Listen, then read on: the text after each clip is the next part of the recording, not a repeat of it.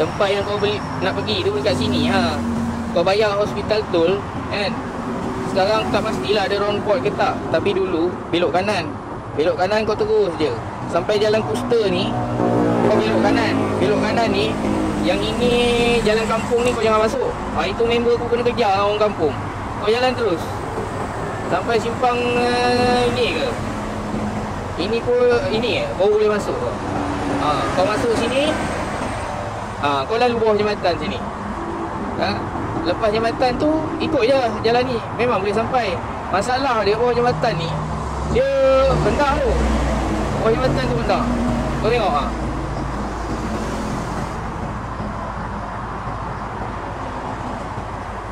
4 meter. Kalau kau rasa boleh lepas, ikutlah. Kalau kau rasa tak boleh lepas, kau kena keluar Rawang Selatan. Kau keluar Rawang Selatan. Keluar Rawang Selatan, ambil susu mula-mula. Masuk kat sini, pusing bawah jambatan tu. Lepas tu kau ikut jalan ni ikutlah. Ikut. Lepas tu sampai sini, kau belok kiri. Ni ada klinik kesihatan ke? Belok kiri. Belok. Tadi yang aku cakap klinik kesihatan tu kan, sini kan. Kau jalan terus. Sampai lagi satu, sampai latar punya jambatan. Sebelum latar punya jambatan ni kau belok kanan. Terus je ni. Jalan teruk gila babi ni. Terus. Dia jalan tempat orang buang sampah. Nanti sampai sini, kau belok kanan. Ni. Belok kanan ni kau jalan terus lah. Terus je. Nanti dia jumpa lah tempat yang ini aku tak pernah masuk. Aku pernah masuk sampai start jalan je. Tapi dia sampailah tempat yang kau nak pergi tu. Dekat kawasan industri ni, warisan ke apa tu. Dekat sini. Kau akan lalu sini masuk ke bawah jambatan.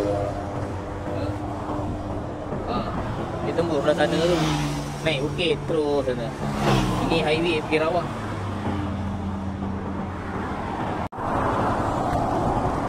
Gila babi itulah.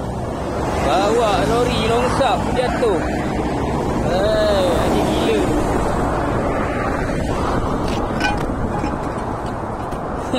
Ini kalau ikut pengalaman aku dah bergegar teruk dah ni. Tengok dia punya kesan tu.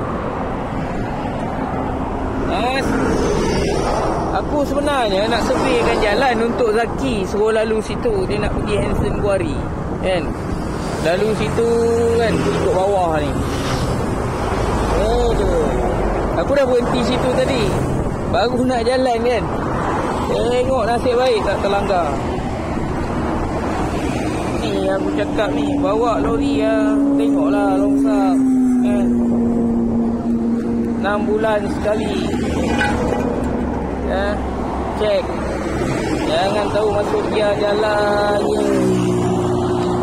Ni nak pergi tengok. Tu lori Korang tengok tu yang bagi double signal tu. Itulah dia lori dia.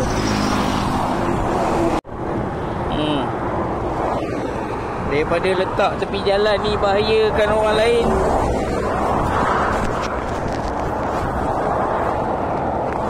Baik aku bawa pergi jual.